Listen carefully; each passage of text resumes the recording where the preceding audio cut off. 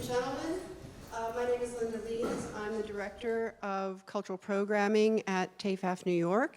So happy to have you with us this morning for what I know is going to be a great panel, because every time I ask John Marchiari if he's interested in doing a panel and he agrees to moderate, I know I'm in the best hands ever. And I can take no credit for this brilliant panel. He's done it all. He's brought all these wonderful fans, aficionados, experts, and lovers of Guercino together all by himself. And whatever he does, I just say, yes, that's fine. So I'm going to introduce him. He'll introduce the panel. I'd like to ask you, please, to look at your cultural brochures, see if there's something else in the week you'd like to attend. Please come back. You're always welcome here. And just one tiny piece of housekeeping, which is please check your phones, because although you think they're on silent, maybe they're not, just in case, okay? So our moderator today is John Marchiari, who's the Charles W. Engelhard Curator and Head of the Department of Drawings and Prints, the Morgan Library and Museum, which unbelievably is not the longest title in the whole fair. So take it away, John. Thank you, Linda. Thank you all for coming. At just about exactly this time last year, Linda had asked me to do a panel related to an exhibition or a series of exhibitions that were on at the time, and it was a Tintoretto anniversary year. And we basically did a panel that was something along the lines of, why do people still care about Tintoretto after all these years? It worked reasonably well, and so we're doing it again, although a very different case, because whereas I think every tourist visitor to Venice knows about and goes in search of Tintoretto paintings, Guercino is a name that's barely known even to a museum-going public. And I don't think anyone ever arrives at the doors of a museum thinking specifically, I'm going to go run first to see the Guercinos, unless, of course, they're in Cento, the little town where he's from. And yet, there remains this perpetual interest in Guercino. So the raison d'etre, if you will, for this panel, the sort of nominal excuse for this is the small exhibition that's on at the Morgan right now, in which we've installed, I think, 26 of our 35 Guercino drawings, which have come to the Morgan in virtually every decade from 1909, with the initial group bought by Morgan himself, up to the present, with the most recent acquisition being in 2014. But Guercino remains this perpetual interest, both scholarly and commercial. So we have this exhibition on now. One could also cite, in the last year, a new auction record for a Guercino drawing, when the Met bought the great Sampson study at Wright for the painting that's long been in the permanent collection. Or also in the past year, auction in which Richard Feigen's very small Vanitas sold for $2.5 million. So he remains an artist of real interest to collectors, scholars of Italian art. A quick count I did, there are something like 20 paintings and 25 drawings by or attributed to Guercino that have sold at auction in the last year, to say nothing of those sold privately through galleries. And there are, I think, 5 or 6 on the walls of the fair right now and elsewhere around town. So there's always more Guercino.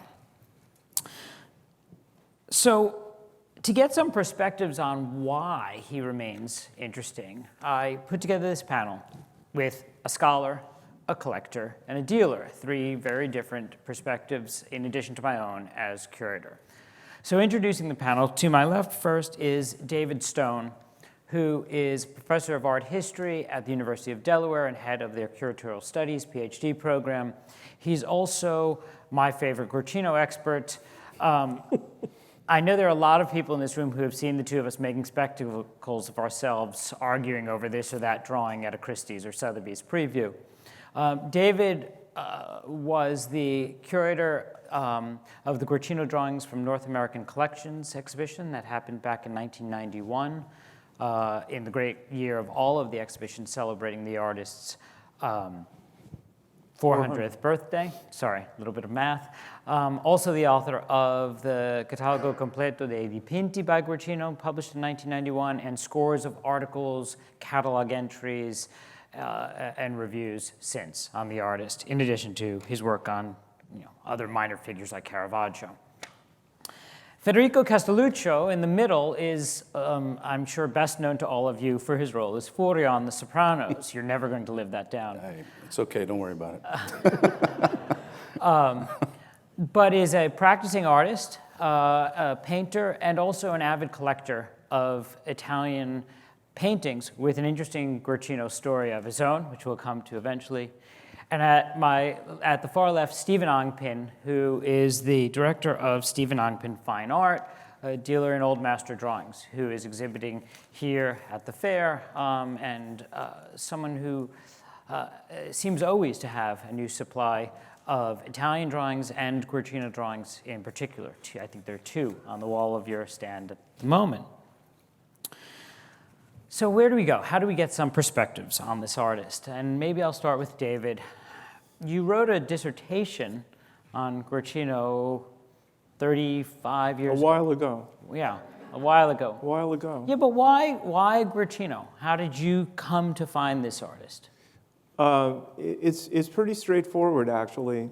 You're supposed to read the entire bibliography that you put together for your PhD exams. And in those days, I have to say, I don't think there were that many truly theoretical, conceptual kinds of things to read about Seicento art. I mean, we're talking about 1983 is when I started reading for my PhD exams. But there was one big exception, and that was Dennis Mann's book, Studies in Seicento Art and Theory, which was written in 1947, which was in many ways the groundbreaking piece of scholarship on art theory in the Italian Baroque, and really the first major piece of writing on Guercino in the modern period. And he set up a whole bunch of interesting problems that I couldn't get out of my mind about Guercino's stylistic development, his relationship with his patrons, his relationship with one of his patrons' advisors, art critics, and the idea that this advisor named Agucci changed Guercino's outlook, changed Guercino's style. And I thought that was a really interesting problem. It's about art stylistic development. It's about how much can an art critic change an artist's style.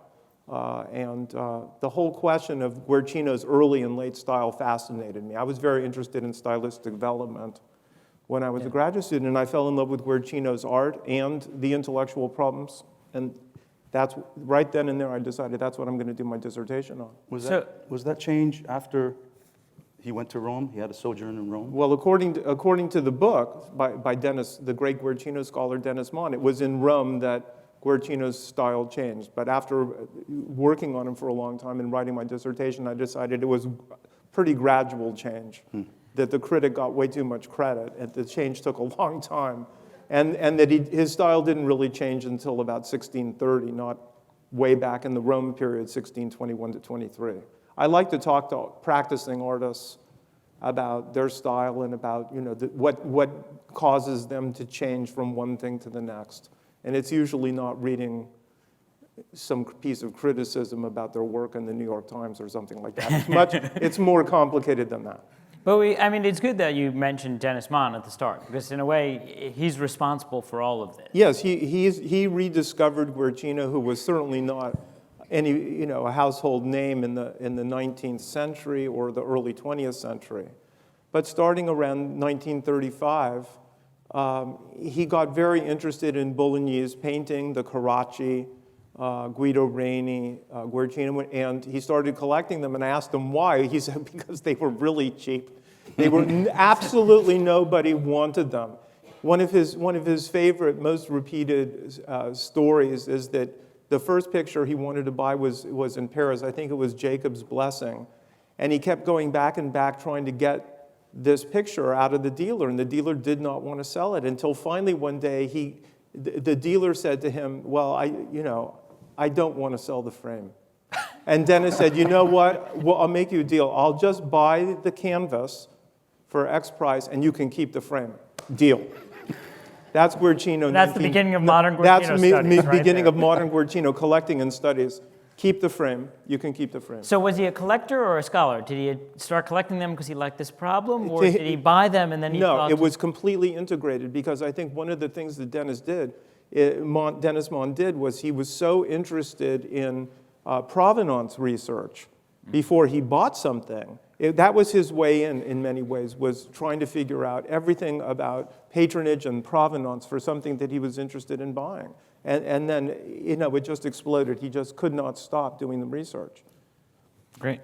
So Federico, when do you first, David goes back to 1983, and before getting to the big story of the St. Sure. Sebastian, when do you first become aware of Guercino as an artist? And, 1984. wow. The year He's after. got you by a year. Actually, it was 1984, 85. I was studying art here in New York City at the School of Visual Arts. And I had a class assignment to do a paper on an artist, whether it be a painter or a sculptor. So I decided I was going to go to the Metropolitan Museum of Art. I picked the artist I was going to do the story on, write the paper on. And it was Rembrandt, and it was Aristotle contemplating the bust of Homer. So I walk into the Met, I think it was 1985. I walk into the Met, and something captures my eye. I look over and I see this dramatic composition with amazing, like, lapis lazuli and all these, like, beautiful colors, like, just really harmonious. And We're back here, aren't we? A lot of figures. What? Oh, wait. Yeah, yes. Yeah, exactly. here we are. Exactly. Okay. And, I look at this painting, I'm like, well, this is odd. The central figure is facing away from the audience. So I walked over to it, and I looked down, and it said, Giovanni Francesco Barbieri, called Il Guercino, 1591 to 1666. I look at the painting, I'm studying it, and I'm seeing these really bold brushstrokes, some changes that I see. I said, what is that? I didn't even know what pentimenti was at the time. I didn't know anything about Guercino at the time. And all of a sudden, I said, this painter is worth looking at and studying. I feel something from this painter. And when I started reading about him, because I changed from doing the report on Rembrandt to Guercino, I started finding out that he was largely self-taught. And as a painter, that's how I started. I was largely self-taught, and then started understanding different techniques and formulas when I was studying Baroque painting. That was really my focus, was Baroque Renaissance, Baroque 17th century painting. So that was really my first kind of introduction to Guercino, was at the Met right here in New York City. Yeah. Stephen, any idea, like, first moment, or should I ask, how many Guercinos have you No, handled? well, that's a over bit, because we have these sort of eureka moments for David and Federico. For me, it was actually a couple of years later. I'd say sort of 88 or something. But but I was working. I have to explain that although I studied history of art, I didn't ever really study drawings, and I came to Old Master Drawings through working for Luca Baroni, and learning about it through him in a way, or through what he had, and obviously he had some wonderful Guercino drawings. And when I started working for him, which was sort of 87, 88, I didn't really know that much about it. I hadn't seen that many drawings, and being around him and seeing the drawings that he had by the artist, but also going to auctions and seeing them. But the thing, it's not as dramatic, I'm afraid, but the thing that really sticks in my mind, that Luca Baroni he wasn't a very good teacher per se. He wouldn't sort of say, this is why this drawing is by Guercino and not by somebody else. He would literally, and I was still very young and I just starting with it, he would hold up a auction catalog and cover the caption and say, who's this by? And I said, and then I remember sort of 6-8 months into working with him, opening an auction catalog, no, not an auction catalog, one of these books where you had all the, just plate numbers but no captions, and saying, that's a Guercino drawing, and thinking, that was literally sort of, I had seen enough at that still very early on point to actually say, I can recognize a Guercino drawing. And that was a sort of tiny little eureka moment of my own. But So any idea how many Guercino drawings you've handled over the years? if you include my time at Colnagi's, Yeah. I would probably say, well, I can give you a list because they're on my computer. All of them. Probably about 40, 50, I'd say. And yet you think and from then until now remains not only of interest, but commercially viable. Yes, I mean, I think he's one of those artists that there's so much variety in what he does as a draftsman. You have landscapes and caricatures and figure studies, and also in terms of the medium. But he's also one of those artists whose work continues to appear at auction, as you said in your introduction. And one sees his drawings on the market fairly regularly. I have 2 on my stand at the moment, and I'm slowly building up a group of drawings because I have an ambition to have an exhibition, a small exhibition, not as big as yours, of drawings in my gallery in a year or so, hopefully. So one thing we should talk about probably is why there are so many drawings that survive. Because, by a lot of artists from the 16th or 17th century, there are maybe 100, 200, 300 is a lot of drawings. How many do you think there are, David? Rough count? Well, there were thousands Wow. during Guercino's lifetime. Sure, but how But many? how many even today? How many survive? Oh, 1,500 maybe? I would think well over 1,000. Yeah, I mean, yeah. Aren't there 700 or so 800 in Windsor? something just at Windsor. Just at one place. And then there must be, if you include school drawings as well as originals, there must be over 100 at Princeton alone. But Yeah, are there that many? Well, at if Princeton? you include the caricature album, yeah, I would think you probably comes close to 100. Yeah, so 80 to 100 at 100. Princeton. We have 35 and a handful of school drawings. The Met, again, has about 30 and maybe a dozen or more school drawings. So that's an extraordinary number of drawings even to survive. Now, is it that Guercino made more, or is it that somehow the accidents of survival have brought more down to us? And it might be a bit of both. Maybe the Gennari family, I think, really took care of the drawings, right? Yeah. I mean, Yeah. they thought they were, sacred pretty much. Well, they were, but they were also working material. So, Yes, of course. So, I gave this paper at the Frick last year where I talked about why some artists have left us a lot of drawings and others haven't. And when you have generations of painters in the family that follow, so Guercino's 2 nephews, Benedetto and Cesare Gennari, were painters. Their children, or Cesare's children, were painters. And so suddenly you're 100 years after Guercino's death, and there's still artists in the family making use of the drawings, which are basically like the workshop material. They are. And then you get to the middle of the 18th century, and the great collectors come along, and there's a shift in collecting from wanting only brilliant individual sheets to wanting everything you could get. And that's really something that starts with Ferdinando de' Medici in the beginnings of the Uffizi collection, or the growth of the Uffizi, what's now the Uffizi collection. But also you have Richard Dalton coming, the librarian of George III of England, goes to the heirs of Guercino in the 1740s and buys 800 and something drawings from them, by the master and the workshop all mixed together. And John Bouverie, another English grand tourist, bought, do we know how many? It must be a few hundred drawings there. So there are these huge groups that come down intact, and then, with the exception of the Windsor group, get split up and sold off and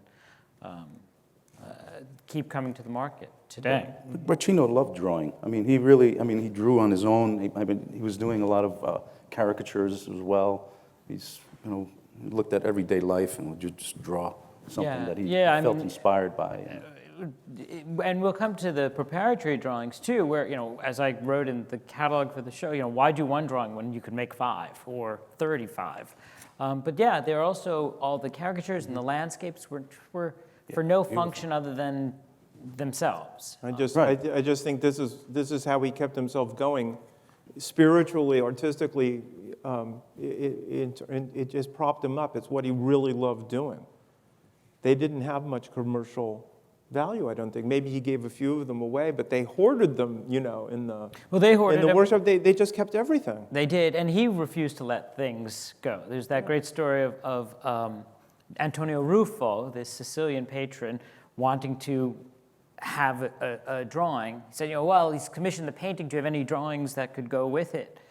And Guercino says to him improbably, oh, I'm sorry, I don't have any drawings to give you. I've stopped making drawings. I just go straight to the canvas and paint. Well, the Met has the drawing for Ruffo's painting, or one of the drawings for Ruffo's painting. Of course he was making drawings, but he just didn't want to give them up. They were his working material, and they would be the working material for his workshop after his death. It was just, must have been some autonomous drawings that did go to collectors. Oh, sure. But the vast majority were just kept. Well, one of the projects that I'm working on now is this friend of Guercino's who was a Franciscan minor conventual named Bonaventura Bizzi, who was a miniaturist painter, but mostly he was one of the first great drawings dealers in the history of art. We're talking 1640s and 1650s. And he chased drawings all over Italy, and then he would sell them to two main patrons, the Dukes of Modena, Francesco I, and then Alfonso IV d'Este in Modena, and Leopoldo de' Medici. And the drawings that he sold, for example, to Leopoldo de' Medici are part of the core of the Baroque drawings and Renaissance drawings, too, of the Uffizi. And so we're talking about Guercino drawings going into the Uffizi already in the 1650s. Yeah. Way 100 years before Bouverie and then Dalton during the Grand Tour are buying these things from the Gennari family. 1640s and 1650s Guercino drawings are going from Bologna to Florence and from Bologna to Modena. And I think part of the shift there too is that they become scholar collectors. So Bizzi he's a dealer, but he's a painter and he's a scholar. And Malvasia, the great biographer of Bolognese artists, also is acting as an agent, buying things up and selling them to Ferdinando de' Medici and others. So I think there's this sense that there's something inherently interesting in Guercino's drawings to scholars, even within his lifetime. It's a shift of a sort that I think. One of the coolest things in the Bizzi literature, we're lucky to have all of these documents, is that Bizzi commissioned two paintings from Guercino of a puto holding a skull and a puto with other instruments of the Passion, and he kicks in the second painting as a gift to Leopoldo, and then he says, I've put into the crate the red chalk drawing that was preparatory for the painting that I'm giving you, which I thought was really interesting. Yeah, it's unusual. It's a really great gift that Bizzi throws in. You have to have the drawing that goes with the painting that you're buying. Yeah. They go together. I mean, that's a real museum mentality. You have to have them both. And I don't know if there's an earlier example of that, at least not a documentable example of that. Is there a portrait that Guercino did of Bizzi? Yeah. Yeah. Is that the one that That's was... in the Ringling Well, yeah, it Museum. came up for sale twice and then fantastic. was eventually bought. It was as having originally a thought Ringling to be now. by one of the Gennari, right? Right. No, it's by Guercino. But yes, that's right. You That's correctly... in the Ringling, and that's why I'm working on Bizzi right now, is I'm doing a focus show for the Ringling Museum. So he's very busy with Bizzi. Very busy. Right, you are. But Bizzi is such a wheeler dealer. I mean, he's just a fascinating... Well, also, person. it's such a great portrait too. I mean, he's the monk with the tonsure and the earrings. And the gold earring. That's right. Really cool portrait. Man. But now you hit on another big theme, which is, wasn't that called by Gennari? So there are all of these drawings and paintings on the market, and how do you tell if it's a Guercino or a Gennari or a follower? Because with this taste for Guercino, we even there's an identifiable personality called the falsario, the forger of Guercino, active by the beginning of the 18th century. He did mainly drawings, though, right? I mean, That drawings. forger makes mainly landscape drawings. Yeah. Which have kind of commercial value of their own. You That's even see them strangely, yes. auctioned off as drawings by the falsario. Right. But how do you tell? Stephen. Well, yeah, I mean, let's go to Stephen this time. just years of looking at them. I think. Yeah, until you can look at the unlettered But you plate. still get, there's still some, no matter how many Guercino drawings I've looked at, handled, and studied, there's always going to be. I was surprised earlier, as I told you, here at the fair with one of the drawings I had. So we can talk about that now later. But it's very much a case of just looking and looking and looking. And I think he is an artist who is. Personally, I rarely see a sort of bad drawing by Guercino. I may find one that is in bad condition, which is fairly common. But he's one of those artists I think is consistently works to a level as a draftsman that is. So if it's a bad drawing, and it's called Guercino, And it's not a Guercino then. Yeah. But also with paint. Oh, go ahead. Was you good? I don't think he ever sort of, works in such a way that he just sort of dashes things off and doesn't really care about it. I think there's very much with Guercino drawings a sense of, he always knows what he's doing. And having said that, I've seen some. I think Cesare in particular, Gennaro, is a particularly good draftsman. I've seen some very red chalk, some very fine red chalk drawings by him. But it's hard to really, say in a way what makes a Guercino drawing better than. Yeah, it's an interesting question. Is how can you define these qualities other than looking at lots of things? But what do you think about as an artist that could be? When it comes to painting, trying to identify a Guercino, there was a book that came out in 2004, which was very, very helpful. It was called La Scuola del Guercino, the School of Guercino. Yeah. So, looking through the pages, it's really an artist, as an artist myself, it's a lot of seeing and seeing the differences. When it comes to some of the studio assistants, or even some of the followers that came afterwards, you just see a difference. It's not the quality, the high quality, the quick brushstrokes. When you're comparing both. So, yeah, that's a form of helping you kind of figure things out. Well, maybe this is the moment to talk about St. Sebastian then. St. Sebastian. So tell us the story of St. Sebastian. All right. In 2010, I had prior to 2010, obviously, since 1985, I had been interested in this painter, and anytime there was an exhibition, I would, wherever it was, fly to wherever it was and just go to observe his works. And so in 2010, I was in Germany, came across this little auction house. It was closed. It was in the evening. The guy said, you can come in and take a look at some things. And on the landing, going up to the second floor, there were paintings stacked up against each other. And when I pulled a few paintings forward, because I saw at the top of the head, I couldn't believe. I said, whoa, wait a minute, this looks like Guercino.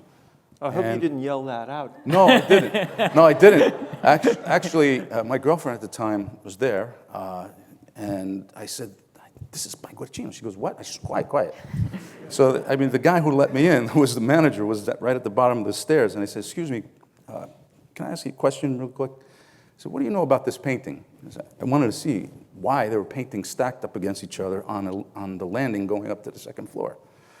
And so he said, well, it's probably 18th century, it looks Italian, it's been cut down.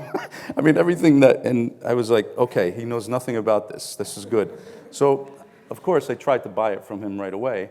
And he said, no, we just signed consignment with the estate of this family, and so you'd have to come back to the auction. I said, well, when is the auction? He said, in about 3.5 weeks. So I was like going crazy, trying to figure out. So in the meantime, it was good because I was able to do a little bit more research on my own and just convince myself that this was the real deal. So without saying a word to the guy, the manager, I just basically showed up 3.5 weeks later at the auction house. It was a packed auction house. There were about 7 people bidding on it. It went down to myself and somebody on the phone. And I had to have backup because, you know, I knew if somebody knew what I knew about this painting, it was just going to go through the roof. It started at 1,000 euros and wound up at 49,000 euros at the time. The euro was very, very high.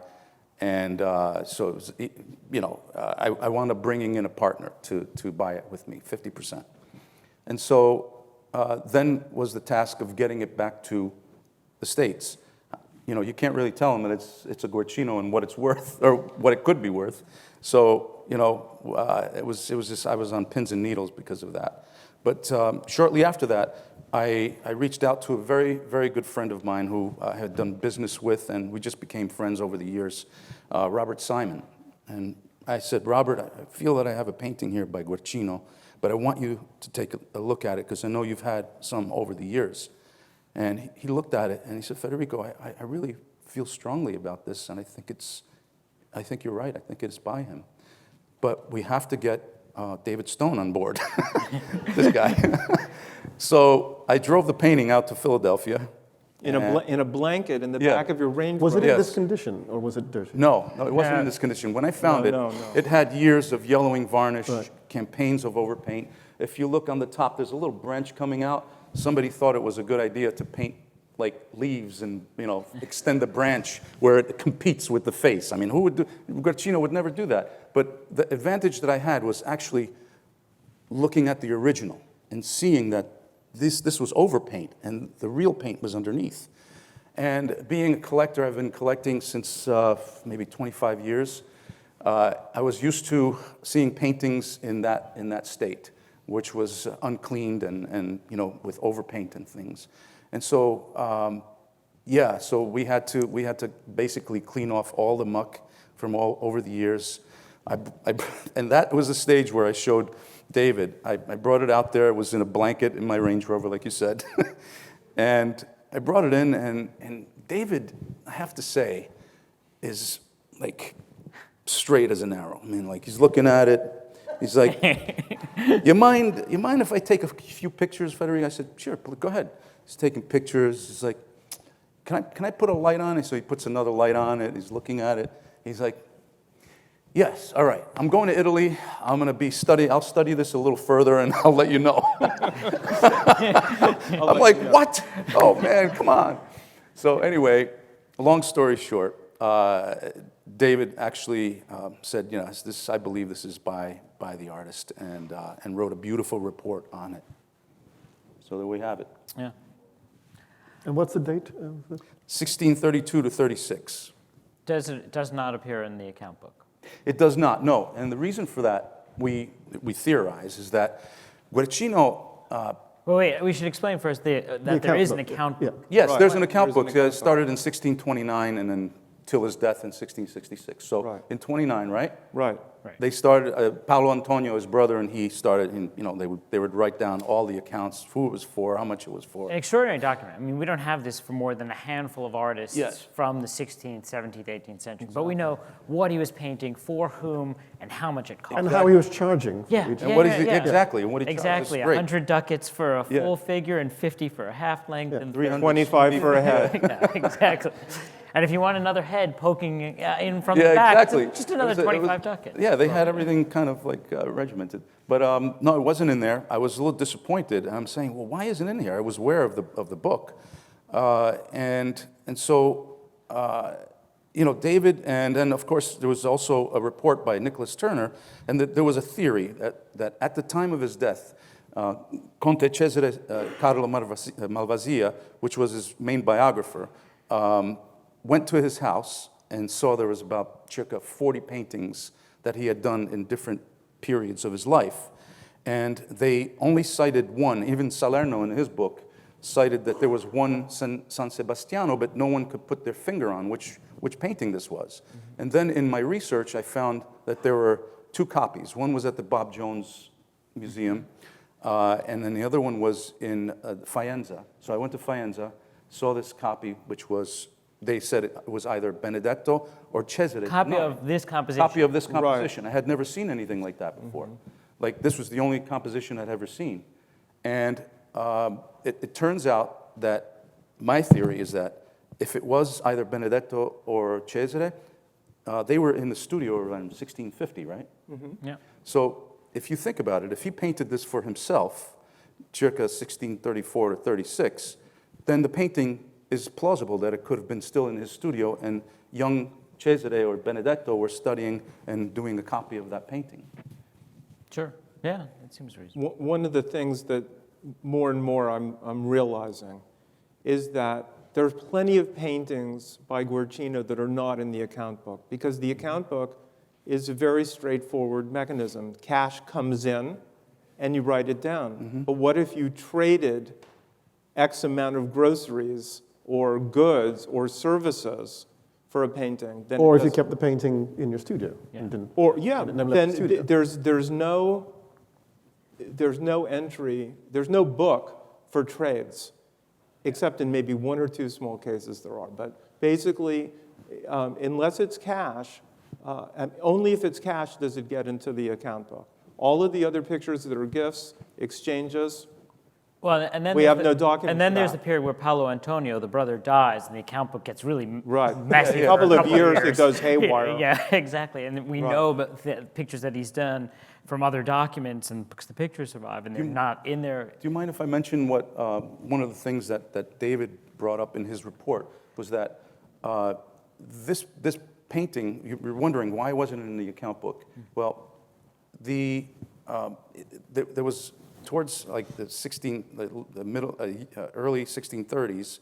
I think it was the end of the plague at the time, and they were basically, there were certain saints that they were paying tribute to, right? And there was the Nonantala altarpiece that was done. And during the sketches, you said, while he was doing these sketches, he figured out there was a half length in there that he really liked, and that's Worth 50 ducats. at least, right? And so that's how this was born, probably. Sure. Actually, so maybe that's a good segue to the idea of all of these drawings. And as I said, you get a commission, you start making drawings. So for example, in the Morgan show right now, we have two studies which came to the Morgan in totally different moments. The one on the one on the right came to the Morgan in 1909. The one on the left came 50 years later in 1959. But these two studies for the Visitation are just two of many, many more that survive in various places: Amsterdam, Princeton, the Royal Collection, the British Museum, and elsewhere. So for a scholar of Guercino, you have all of this information. You've got great pictures, yes, but you've got account books, you've got correspondence, and then you've got drawing after drawing after drawing. And maybe this is a place to throw to you, David. What about all these things? How do they all fit together? Can you trace the evolution of the composition from idea one through all the rest? Or Well, it's really hard to put these in order because I think sometimes Guercino works from the inside out. He's interested in, for example, here, how the two women meet, and so he just goes to town on that, flipping them around. One's higher than the other. No, yeah, there's the Virgin on a donkey. No, it's Elizabeth should be. Yes. Let's have them meet before they get to the house. Let's have the donkey. Right, you have the two on the left. You're right. Princeton and Amsterdam, where they're on the donkey. She's still right. on the She's donkey. still on the donkey, or it's threshold. Let's walk in. I'm greeting you. This one here on the right in pen and ink, the Morgan drawing.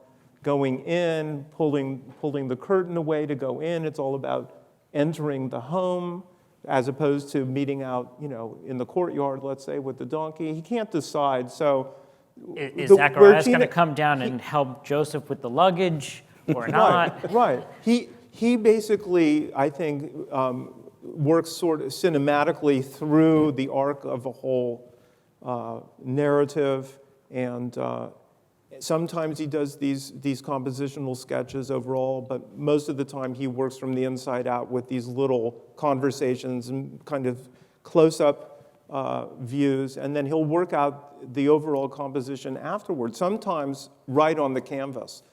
You have to understand that it's very rare that Guercino drawings match the paintings they prepare, which is just a phenomenon. Well, I mean, here you look at however many drawings I've managed to cram onto this slide, and there are more for this painting that are out there, and nothing really matches exactly. I mean, if you were in a graduate seminar and you just Hypothetically. hypothetically, We're teaching his grad students in the show this afternoon. the students are going to say that this very finely worked red chalk drawing, I mean, that's got to come very close to the end because it's so meticulously done. And of course, Elizabeth is higher up on the left, and the Virgin's lower down on the right, and they're not that way in the painting. So he just tries out lots of different things, and It's about composition, it's about psychology. It's also about costume. He's very interested in and contrast between the faces, the ages, sometimes genders, and he works out the composition a lot through sort of these internal dualities.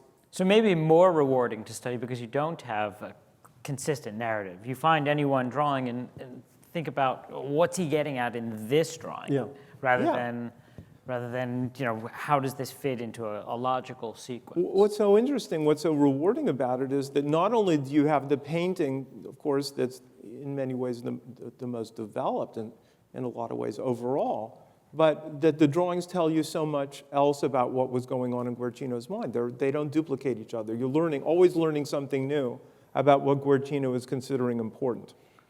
Yeah. And Through the drawings. If a drawing is exact to the painting, then it's probably a ricordo. It's probably after. It's very often after rather than being for the painting. It's somebody doing, sometimes Guercino, but rarely. It's usually somebody else or a member of the studio creating some kind of a representation, a record of what the painting looked like before it goes out the door. Or at a certain point, there's just a market for drawings, and so it's an easy way of producing a drawing. If the workshop just makes a quick copy of something, or not a quick copy. Guercino has various engravers he works with, Pasqualini and others, and sometimes I think it could be useful for Pasqualini or these other people, Gatti, Curti, and these other people. Bartolozzi. Much later to have a drawing of a painting. But that's the great appeal. And then the drawing is very useful for the printmaker to make a reproduction of the painted version. But that's the great appeal of Guercino, I think, because unlike almost any other artist I can think of the period, I mean, there isn't this linear sequence where you have a compositional sketch and then a detailed study and then a final modello and then the final work. Right. With Guercino, you have him riffing on ideas and continuing to do so even to a very advanced stage like the red chalk studies. And, the final result is always quite different anyway from even the most, you might have 10 drawings or 20 drawings for a painting and none of them, as you say, is, you can say, well, this is the one that he painted from. And I think that's one of the great things about Guercino. You really see his mind at work. And the variousness of technique. I mean, one of the angles I was aiming at in the exhibition is, a pen study isn't necessarily the earliest part. He could work in chalk or he could work in pen. I mean, the medium doesn't actually tell you a place. Sometimes certain media, red chalk lends itself more to drapery study than pen and ink might, but it doesn't necessarily mean that the drapery study comes later in the sequence, or as David said, the red chalk heads. Or I was struck thinking about the three heads that you have, and three completely different techniques, and yet what makes them all recognizably Guercino? What makes them all just so convincingly by this artist? And I don't think there can be any doubt about any of these.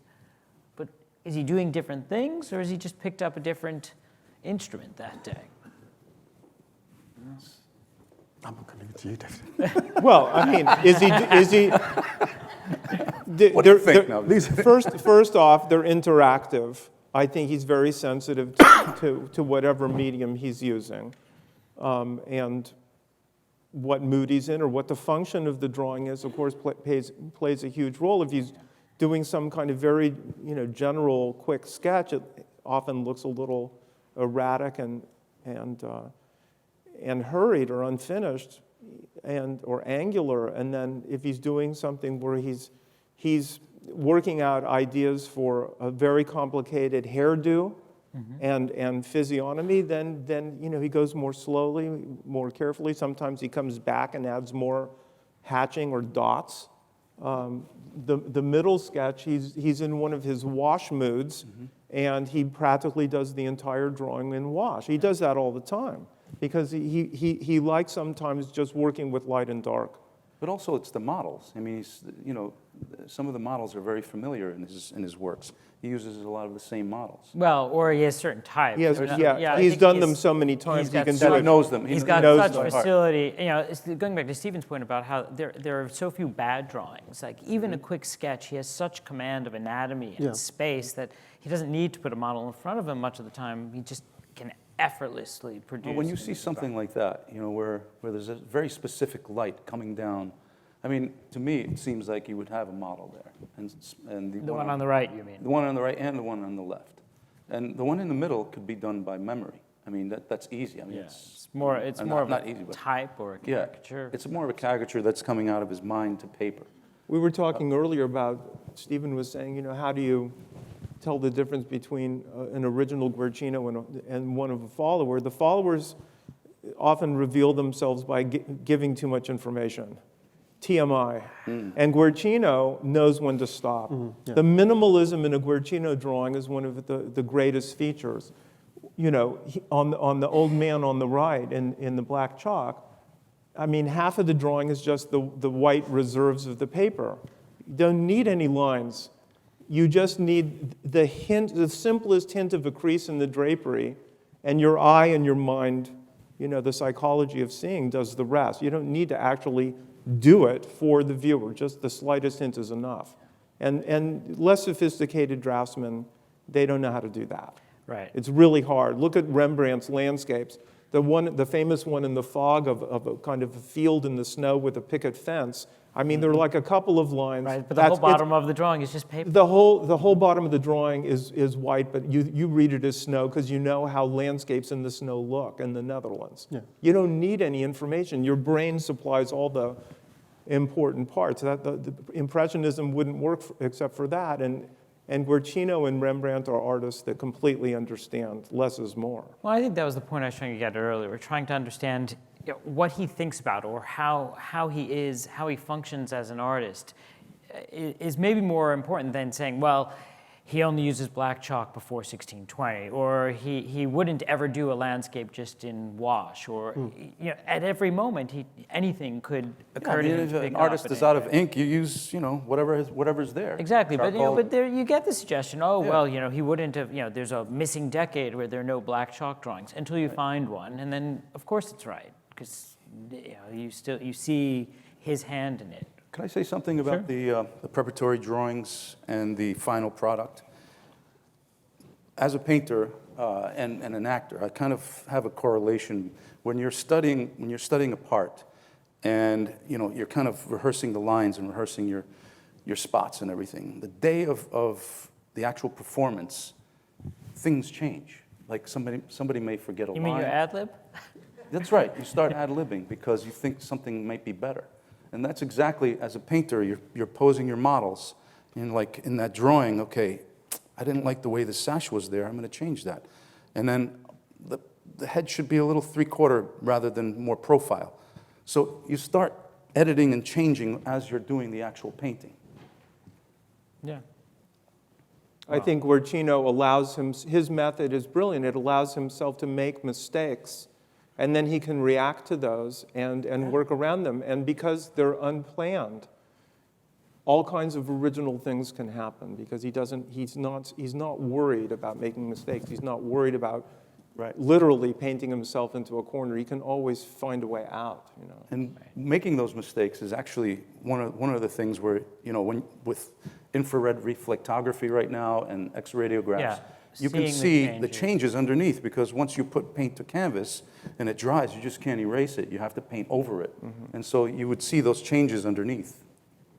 Yeah, I mean, that's actually something that there probably could be much more of that we haven't done so much with. I'm Guercino. going to talk about that on Tuesday in my lecture at Oh, okay. your, I was going to. your home turf at the Morgan. I was going to put in a pitch for the lecture later on, but we'll get to it now. So if you'd like to hear more about Guercino and how he worked his way through drawings and paintings, David is talking at the Morgan on Tuesday. On just this subject. On Tuesday evening, on just this subject. Now, maybe I thought, one ending point is, Stephen, you're a dealer of drawings. Does your appreciation of Guercino drawings lend itself to an appreciation of him as a painter? Or Federico, you collect mainly paintings. Does that translate into being interested in his drawings? Yes. Yes, definitely. I mean, yes, I would certainly say so. Although I do find looking at the sequence of drawings for a painting to be usually of more interest sometimes than the final result, which you know very well. I mean, Guercino paintings, I remember being in the National Gallery exhibition. When was that? 1991. Yeah. And that was, quite early on in my career, and having seen, as I said, Guercino drawings and getting to know them, then seeing a whole range of paintings was for me, a wonderful experience. Yeah, but even circling back to where David started with Dennis Mann and the stylistic shift, even after he shifts in paintings to a much more staid, classicizing, Guido Reni-inspired style, he still remains the same person in drawing. And there are late drawings that are as full of life as the early things, even when the paintings start to become more. I think psychologically, he's already looking at the painting while he's doing the drawings. Yeah. He's seeing the painting ahead of time while he's in. That's why, to me, when I look at his drawings, they look like his paintings and vice versa. Yeah, that's a really good point. It's one artist at work. We were starting to run out of time, but we wanted to make sure we allowed some difficult questions from the audience. No, we're out of time. We're out of time. We've gone on too long. Yes. We'll be happy to answer questions Personally. now that we've ended. I want to thank Stephen, Federico, and David. And I want to thank you all for coming. And I would encourage you to come see the exhibition at the Morgan or go to virtually any museum that has. It is up until February 5th. So you've got plenty of time. Although Tuesday evening would be a good time to visit. What time exactly is it? Yeah. The talk is at 6:30 on Tuesday evening. Okay. And the show will be open for the hour before then. I want to thank this fantastic, I told you, right? Whatever he does really well. This is a brilliant panel. Thank you so much. Everybody is the greatest storyteller, and that's what makes a good panel.